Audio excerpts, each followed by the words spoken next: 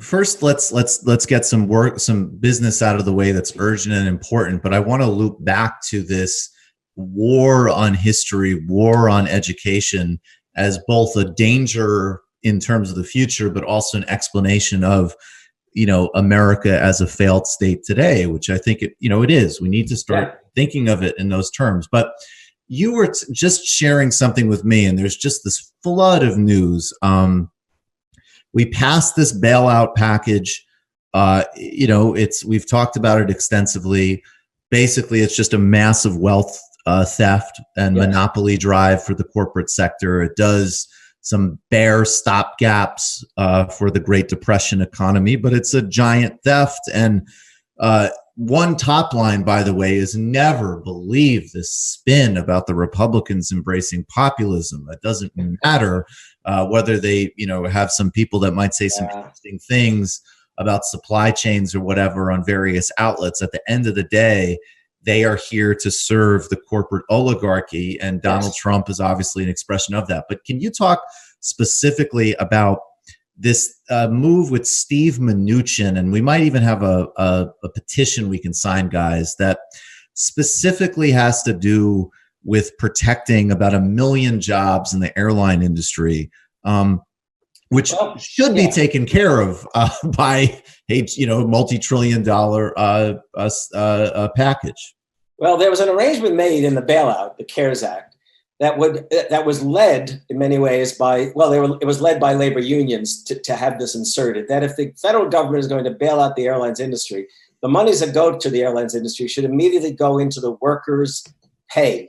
That is, the workers' pay and the workers' benefits. In other words, keep workers on the job. Pay them even if it means pay them to not work. And by the way, I'm going to do something that I've often criticized Bernie for doing too often, but it is the case that European countries have done just this, where you're not throwing people out into unemployment. You're not going to put them in a dependent kind of position. You're going to keep them on the payroll. And in this country, it becomes all the more essential to do that because you and I, we all know that if you're lucky enough to have benefits, the benefits in this country come from being on the job. And therefore, you're going to lose your benefits along the way. So here's the thing. So they made an arrangement that the airline industries would receive bailouts, but those bailouts would go to the workers. Now, you and I both know that if there are any number of good reasons to nationalize or take stake in industries, but that's not the Republican plan until right now. And here's what they're talking about doing. Mnuchin never liked the idea of empowering workers, of keeping them on the job. Look, the Republican plan, the right-wing Republican plan, the corporate model is to make workers as dependent as you can, to have authority and power over them for the sake of profits and merely for the sake of power itself. So now Mnuchin is talking about the possibility of finagling this whole arrangement and taking equity stake in the airlines. If he does that, the airlines are going to balk and they are not going to pay the workers. As a consequence, up to 2 million airline employees could literally be thrown onto the unemployment rolls. And by the way, there are lots of consequences. One consequence is the fact that it makes workers all the more dependent, and it creates chaos out there.